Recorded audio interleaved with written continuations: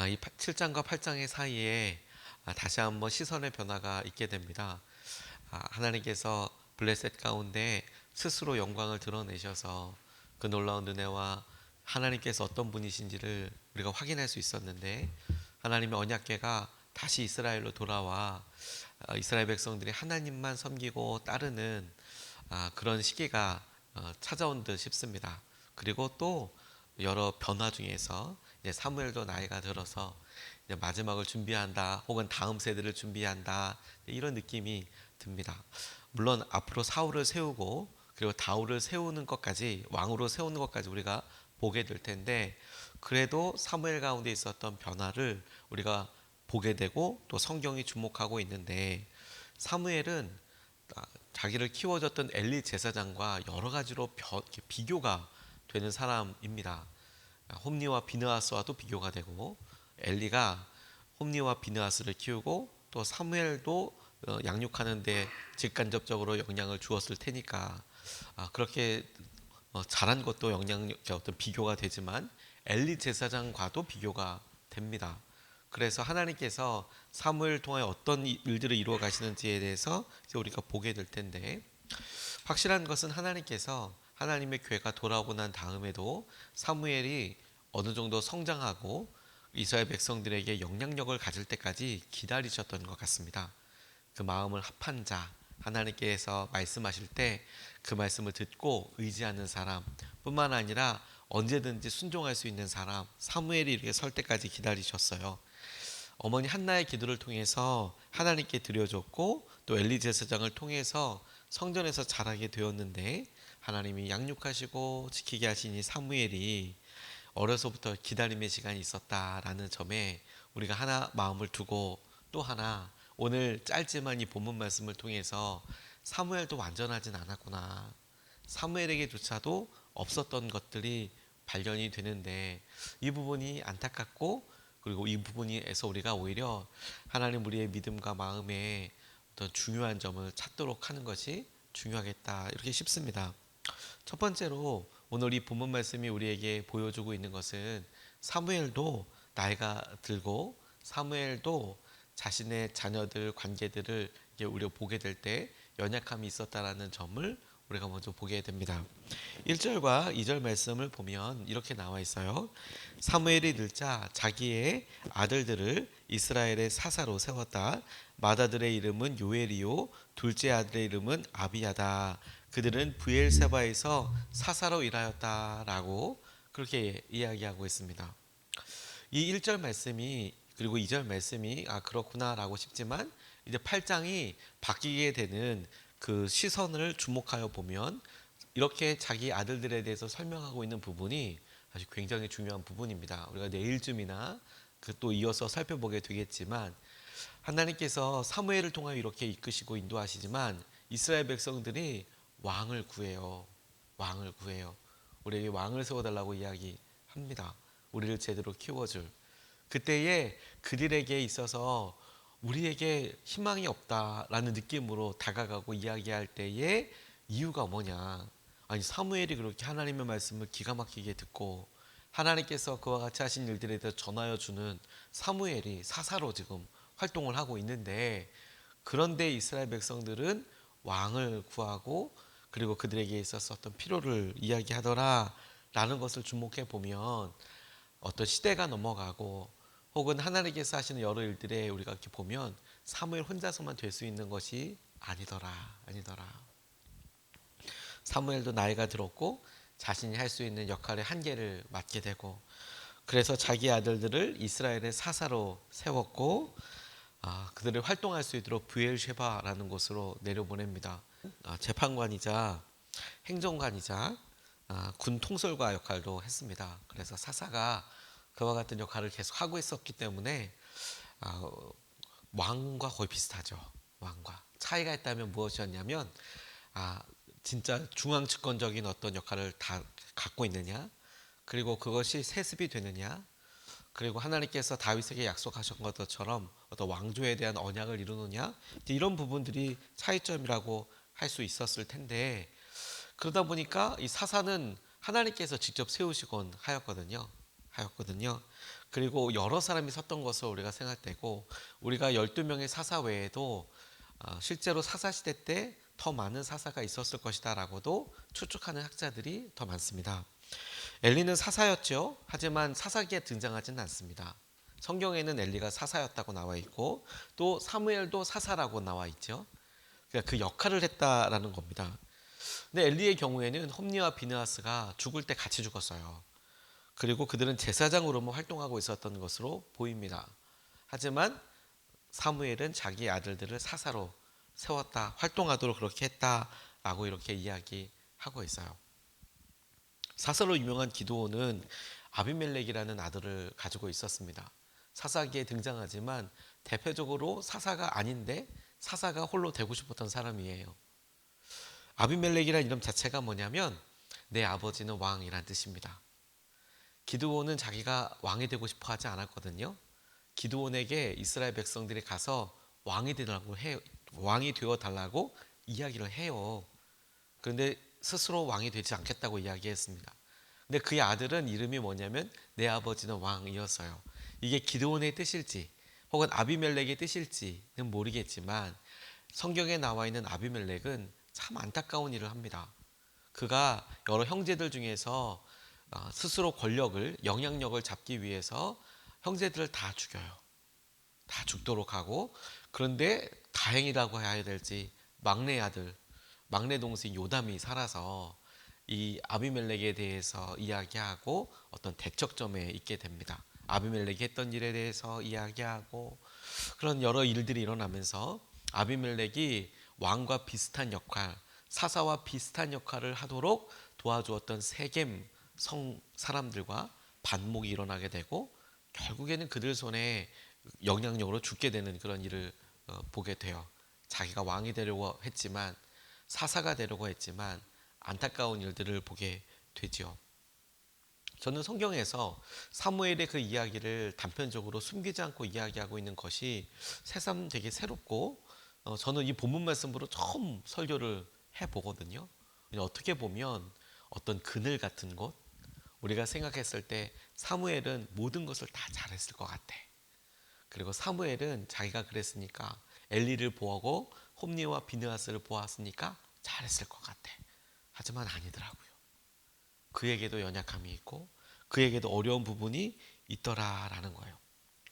사무엘이 자신의 아들들을 사사로 세워서 이렇게 활동하게 했는데, 이 브엘샤바에서 활동하는 이 아들들은 사실 브엘세바가 아브라함과 이삭으로도 정말 유명한 곳이거든요. 약속의 우물이라고 불리는 곳으로, 그곳에서 아브라함이 여기 그 언약을 맺고, 이삭도 그렇게 언약을 맺고, 그래서 거기서 우물을 기념했던 것으로 유명하지요. 사무엘의 아들들을 사사로 세워서 보내지만, 동시에 사무엘은 그 시대를 끝마친 사람이기도 해요. 사사 시대를. 자신의 아들들을 끝까지 왕으로 세우지 않고, 저는 여기서 되게 중요한 점이, 사무엘이 끝까지 부족해, 연약해. 엘리는 끝까지 그 손에 언약궤 메어서 그렇게 전장에 보내고, 그 마음을 우리가 알 수 있죠. 하지만 자신의 아들들을 끝까지 왕으로 세우지 않고, 사무엘은 안 되나 보다, 이 친구들은 안 되나 보다, 하나님에 따라서 순종하는 데 마음을 두는 그런 사람이었더라. 사무엘 마음은 편하진 않았을 것 같아요. 그런 면에서 여러분, 우리가 직면하고 겪게 되는 여러 일들을 보게 됩니다.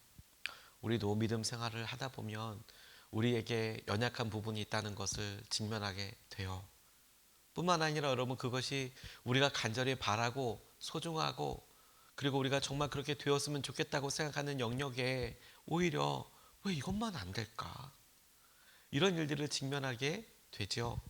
그런데 그럴 때 여러분, 그게 그래도 돼, 이런 식의 포기와 낙담이 아니라, 오히려 사무엘과 그리고 그의 아들들 통해서 보여지는 것들이 우리를 탓하지 않고, 오히려 그곳에 서서 하나님의 뜻을 간절히 구하고 은혜를 구하는 자의 모습으로, 겸손한 자의 모습으로 하나님을 대할 수 있는 계기가 되겠더라고요.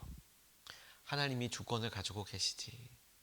그렇지, 하나님께서 이렇다고 해서 사무엘을 버리신 것도 아니고 우리를 버리신 것도 아니고, 하나님께서 하시는 일들을 우리가 보게 되지. 그런 의미로 하나님의 은혜의 손길을 바라보며 하나님 이 일에, 하나님 우리 다음에 리더를 세우는 일에, 하나님 우리가 가는 여러 일들에 하나님께서 왕이 되어 주십시오. 우리의 계획과 우리의 뜻이 아닌 하나님이 하시는 일들이 드러나게 해 주십시오.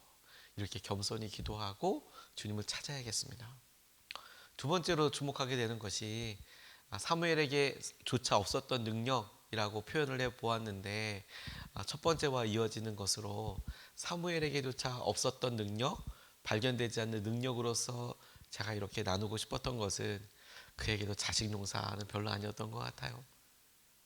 그게 모든 사람이 다 그렇다, 믿는 사람들이 다 그렇다라고 이야기할 수는 없지만, 그런데 오히려 성경이 사무엘에서 이 부분을 이렇게 얘기하나라고 싶은 부분들이 무엇이냐면, 그에게 아들들도 그렇게 뛰어나진 않았던 것 같아요. 3절 말씀을 보면 이렇게 나와 있습니다. 그러나 그 아들들은 아버지의 길을 따라 살지 않고 돈벌이에만 정신이 팔려 뇌물을 받고서 치우치게 재판을 하였다. 이렇게 나와 있습니다. 안타까운 점이기도 합니다. 사무엘의 아들들이 다른 사람들에게 모범이 되면 참 좋았을 텐데 모범이 되지 않았어요.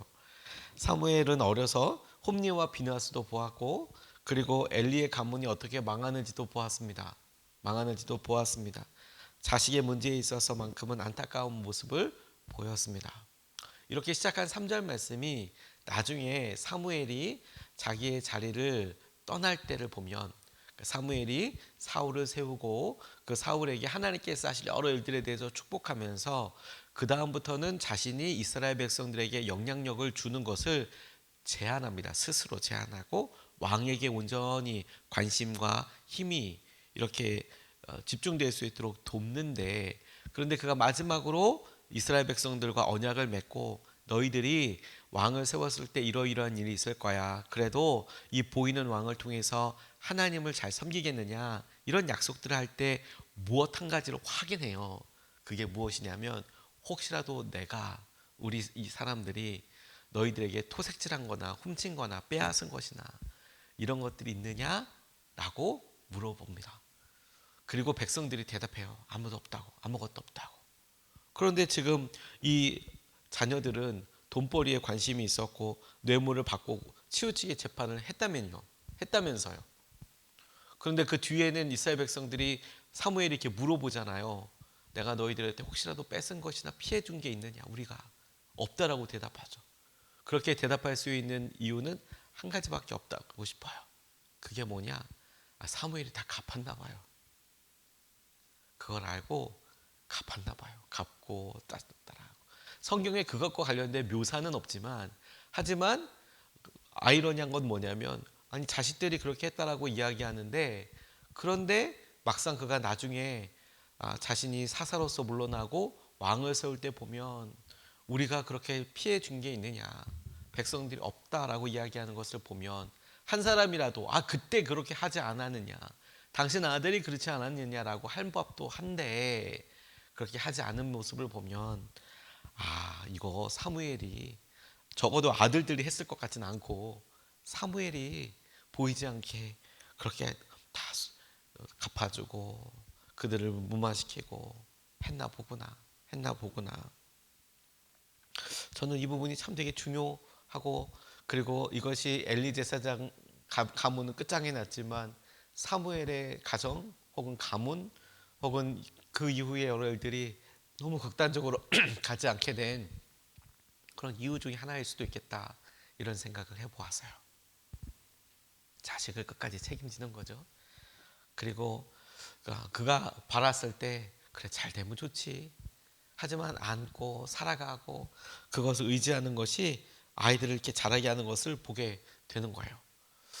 그러면서 동시에 사무엘 자신을 통해서도 비교가 됩니다. 그게 뭐냐? 가만히 보니 사무엘 자신은 하나님께서 키워낸 그런 어린 아이에서부터, 그리고 영향력 있는 어른, 그리고 이스라엘 전체에 영향력을 미치는 어르신이 되잖아요. 영향력 미치는 사람이 되잖아요.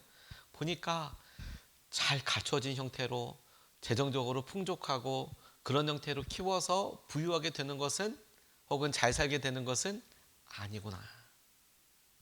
하나님 손에 받쳐줘서 하나님 손에 키워진 사무엘을 보니 사무엘은 그렇게 어떻게 클고 그 한나가 어린 아이를 보면서 안타까우면서 옷 지어다 입히고 그렇게 했던 과정들을 이렇게 보면 이거 어떻게 키우나 안타까운 마음으로 키웠을 테지만 정작 쭉 시간이 지나고 보니 그 성막을 중심으로 해서 키워진 아이들 중에 하나님께 드려지고 바쳐진 사무엘만 잘 크고 잘 좋은 부모가 있다고 해서 좋은 자녀들이 되는 것 아니고 부유하고 넉넉하게 산다고 해서 잘 자라는 것 아니고 기회가 있어서 그 기회를 잡을 수 있다고 해서 잘 되는 것 아니고 부모님 찬스가 있어서 그 찬스를 쓰고 그렇게 될 수 있다고 해서 잘 되는 것 아니고 다 그런 거 아니고 오히려 하나님께서 붙잡아 주실 때에만 하나님이 놀라운 주의 은혜와 마음을 붙잡게